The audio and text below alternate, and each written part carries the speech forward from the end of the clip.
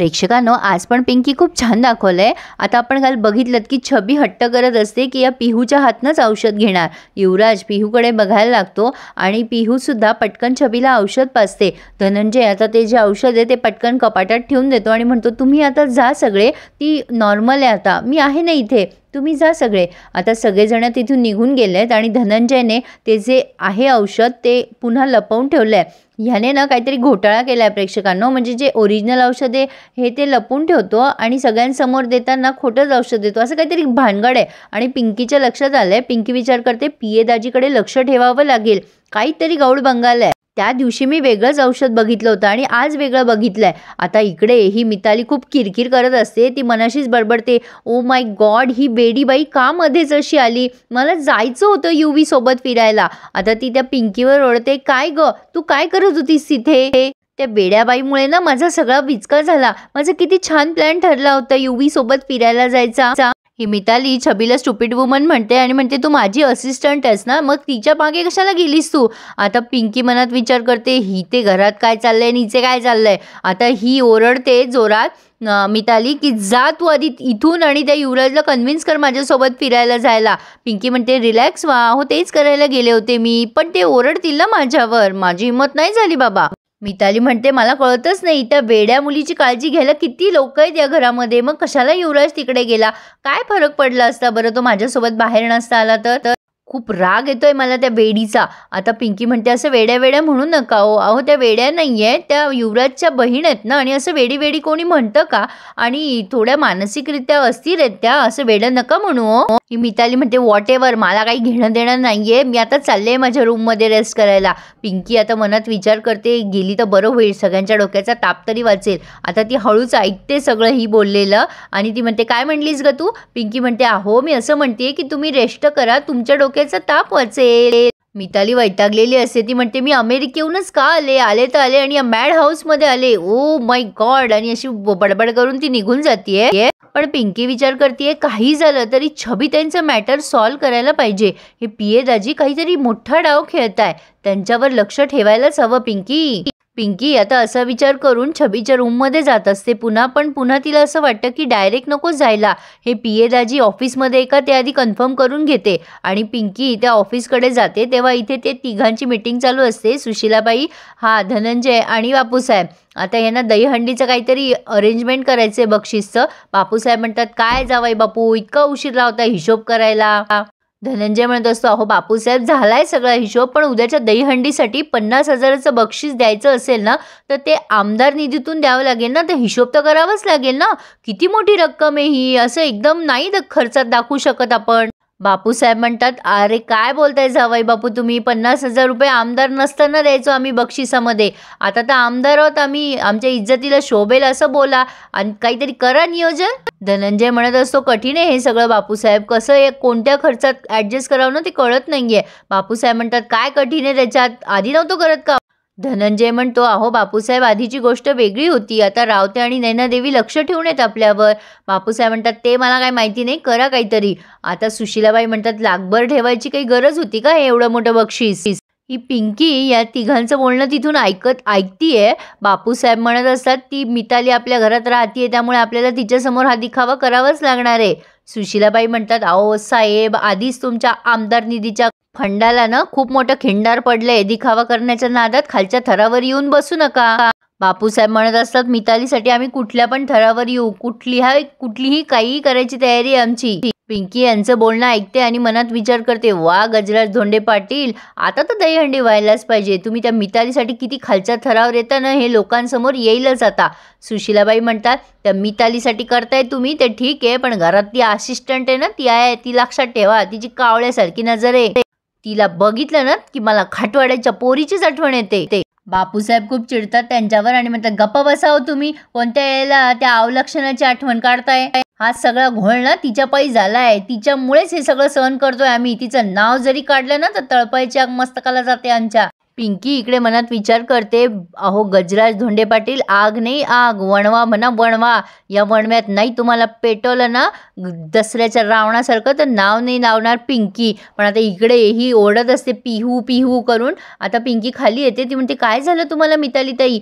मिताली म्हणते आता मी इथे नाही राहणार आहे, मी निघाले इथून, मला बाहेर फिरायला जायचं होतं, युवराज काही माझ्यासोबत आला नाहीये, आता मी घरी जाणार आणि मम्मी डॅडी सोबत फिरायला जाणार, मला नाही थांबायचं इथे, खूप बोर होतंय यार मला.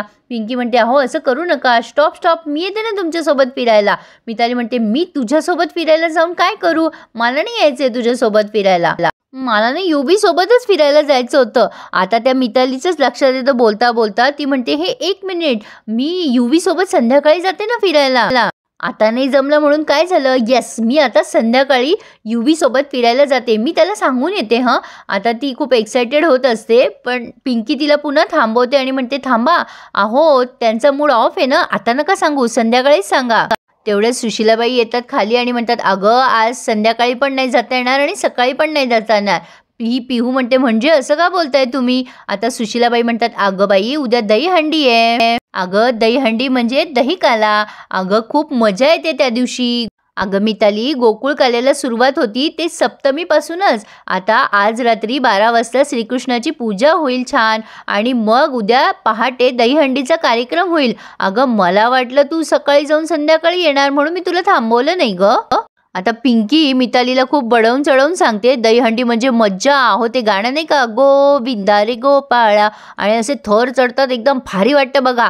मिताली म्हणते ओ यू मीन टू से ते ह्युमन पिरॅमिड्स लावतात तेच ते. पिंकी म्हणते हां तेच ते. मिताली खूप एक्सायटेड झालेली असते, मला पण बघायची आहे दहीहंडी. आता बापूसाहेब येऊन सांगतात अहो आपल्या गावची दहीहंडी लई मोठी असते, खूप मोठं बक्षीस असतं. मिताली म्हणते हो मी युवी सोबत जाणार दहीहंडी बघायला. पिंकी मनात विचार करते तू काही धनींचा पिच्छा सोडणार नाही, पण गजराज धोंडे पाटील मी तुमचा पिच्छा सोडणार नाही. आता तुमच्या आमदारकीचा माज कसा उतरवते ना ते तुम्ही बघाच. पिंकी मितालीला चढवून देते आता आणि बापूसाहेबांना सुद्धा. ती म्हणते अहो तुम्हाला गावात जायची काही गरज नाहीये, आमदार साहेबांच्या मनात आलं ना तर हित्त त्यांच्या घराबाहेर दहीहंडी लावतील तुमच्यासाठी. काय आमदार साहेब होय की नाही. आता ही मितालीनं प्रेक्षकांनो त्याला बापूसाहेबांना बापू बापू म्हणत असते. ओ रिअली बापू तू माझ्यासाठी बाहेर दहीहंडी लावणार. बापूसाहेब म्हणतात हा त्यात काय एवढं, अहो सरकारवाड्याच्या समोर बांधू की दहीहंडी, आम्ही नेहमी 50,000चं बक्षीस ठेवतो, आता आपण 1 लाखाचं बक्षीस ठेवूया, हाय काय नाही काय. मिताली जाम खुश होते, ती म्हणते त्या हंडीसाठी 1 लाखाचं बक्षीस, काय सांगतोस काय बापू. बापू साहेबांचा बापू झालाय.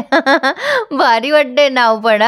पिंकी विचार करते आता असाच मोठेपणा मिरवा, लई हाऊस आहे ना तुम्हाला, आता हाच मोठेपणा कसा अंगाशी आणते ते बघा. आता पिंकी म्हणते अहो मिताली ताई 1 लाख तर काहीच नाहीये, अहो ते आमदार आहेत त्यांनी मनात आणलं ना तर 2 लाखाचं बक्षीस असं इझी लावतील ते. मिताली म्हणते खरं बापू.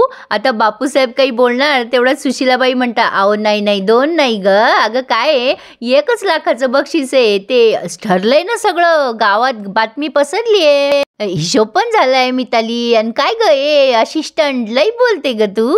पिंकी म्हणते अहो काय सुशीलाबाई आमच्या मिताली ताईला कळलं पाहिजे ना आमदार साहेब किती बिग हार्टेड आहे ते. आता मिताली म्हणते तू बोल काय बोलत होतीस तू पिहू. आता ही पिंकी म्हणते अहो मिताली ताई 1-2 लाख म्हणजे चिल्लर आहे आमदार साहेबांसाठी, ते आत्ता तुमच्यासाठी 5 लाखाचं बक्षीस लावतील बघा, त्यांच्या मनात येऊ द्या फक्त, असं इजी लावतील सगळं. सुशीलाबाईंना खूप राग येत असतो आता पिंकीचा, एक तर आधीच यांचे खायचे वांदे 5 लाख रुपये कुठून आणणार आहेत. पिंकी म्हणते अहो लई मोठं मन आहे यांचं, तुमच्या सपकाळ साहेबांना विचारा यांच्या बिग हार्ट बद्दल, नाही गावातली माणसं तर लई फेमस माणूस म्हणून कौतुक करतात यांचं, विचारा.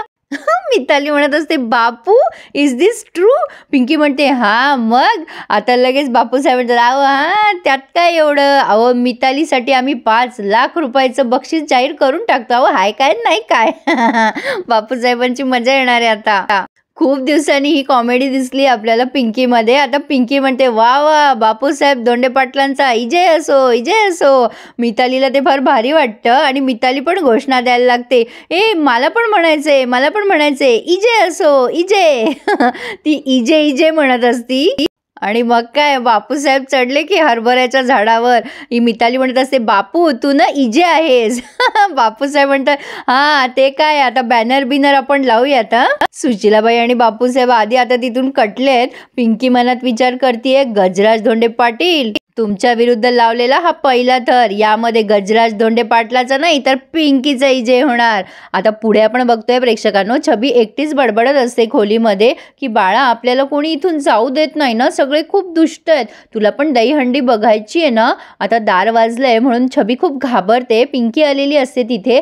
छबी रडायला लागते, धनंजय मला मारू नको. पिंकीला ह्या सगळ्या गोष्टींचा खूपच धक्का बसलाय. ती छबीला म्हणते, छबी ताई मी आहे तुमची फ्रेंड. छबी तिच्याकडे बघते आणि म्हणते, ओ तू आहेस का माझी फ्रेंड, तू आलीस मला भेटायला. अगो पण तो धनंजय तुला ओरडेल ना. पिंकी म्हणते, नाही ओरडणार ते, मी तुम्हाला भेटायला आली आहे की नाही, आज दहीहंडी आहे ना, तुम्ही चलणार ना खाली पूजेला.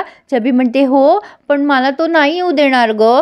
पिंकी म्हणते, मी आहे ना, मी तुम्हाला छान तयार करते, कोणी काही बोलणार नाही. पूजा आहे की नाही, तुम्ही छान तयार व्हा हं, मी घेऊन जाईल तुम्हाला. पिंकी अगदी लहान लेकराप्रमाणे छबीला ट्रीट करत असते. छबी म्हणते, ए हो खरंच तुम्हाला नेणार, मला हिरव्या रंगाची साडी घालायची आहे. पिंकी म्हणते, तुम्हाला आवडतो हिरवा रंग. छबी म्हणते, हो माझा फेवरेट आहे. आता पिंकी कपाटात बघायला जाते साडी, आणि कपाटात तिला ॲक्च्युली औषध शोधायचं असतं. आता ती छबीला म्हणते, छबीताई तुमचं इथे औषध होतं ना, कुठे गेलं. छबी तिला म्हणते, ए शाळू बोल, तो धनंजय ऐकेल ना, तो मारेल आपल्या दोघींना. पिंकी म्हणते, हो पण कुठे गेलं औषध, इथे होतं ना, ते लपवलं का धनंजयने. छबी म्हणते, अगं ते वर ठेवतो धनंजय, लपून ठेवतो, थांब थांब मी तुला दाखवते. आता छबी कपाटावर चढायसाठी म्हणून चेअर घेतीये आणि तेवढ्यात लगेच धनंजय येतो आणि ह्या दोघीही घाबरतात. आता लगेच छबी ओरडायला लागते, ए माझ्या फ्रेंडला मारू नको, ती माझी केस विंचरायला इथे आली होती. पिंकी पण घाबरते, पण पिंकी पण म्हणते, आज सण आहे ना, मी त्यांना आवरायला आले होते इथे. धनंजय पिंकीवर ओरडतो, काय ग तू इथे कशाला आली आहेस, आणि काही गरज नाही आहे तिला आवरून वगैरे द्यायची. पिंकी म्हणते, अहो असं का बोलताय, खाली सण आहे ना, कसं दिसतं ते सणासुदीला, त्यांच्या डोक्याला वेणी नाही काही नाही. छबी म्हणते, ए ओरडू नकोस, माझी फ्रेंड आहे ती मला आवरायला आली होती, तू जा बरं इथून. आता पिंकी म्हणते, येऊ द्या ना त्यांना खाली, सगळेजण खूप खुश आहेत, त्या नाही त्रास देणार. पण धनंजय म्हणतो, काही गरज नाही आहे तिला खाली न्यायची, ती तशी पण इथे खोलीतच राहणार आहे, ती तिथे आली काय आणि नाही काय फरक पडतोय, तू जा बरं इथून खाली आधी. पिंकीला धनंजयचा खूप राग आलेला असतो आणि छबीला सुद्धा. आणि इथे त्यांनी हा रिव्ह्यू पूर्ण केला आहे प्रेक्षकांनो, आणि पुढे मस्तच दाखवलं आहे. मला तरी असं वाटतंय की आता इथून पुढचे सगळेच रिव्ह्यूज भारी होणार आहेत. आता पिंकी युवराजच्या हाताला हात लावतीये मुद्दाम, तो श्रीकृष्णाची पूजा करत असतो, श्रीकृष्णाच्या जन्माची पूजा सुरू आहे. आता हे सगळं मिताली नोटीस करतीये की पिंकी असं का वागतीये, आणि सुशीलाबाईंची सुद्धा बारीक नजर आहे पिंकीवर. आता त्यांनी श्रीकृष्णाचं भजन आणि आरती काहीतरी चाललंय त्यांचं, छान डान्स करतायत, त्या गरबा खेळताय. आता युवराजचं सगळं लक्ष पिहूकडेच आहे, आणि सुशीलाबाईंनी हे सगळं नोटीस केलं आहे. युवराजला कळतंय की ही काहीतरी बोलायचा प्रयत्न करते आपल्याशी, आणि त्याच वेळेला मिताली आणि सुशीलाबाईंना सुद्धा पिंकीवर डाऊट आलाय. पिंकी सतत युवराजकडे बघतीये आणि युवराज पिंकीकडे. आता मात्र सुशीलाबाई तिला हटकतात आणि म्हणतात, ए असिस्टंट बस कर ना आता. तर प्रेक्षकांनो, पिंकीचं भांडं फुटेल का, काय वाटतंय तुम्हाला, मला नक्की कमेंट करून कळवा हं. आणि हा रिव्ह्यू आवडल्यास लाईक करायला विसरू नका. आता सगळे रिव्ह्यूज खूप इंटरेस्टिंग होणार आहे असं दिसतंय, तर मग please subscribe my channel and enjoy my all reviews. धन्यवाद.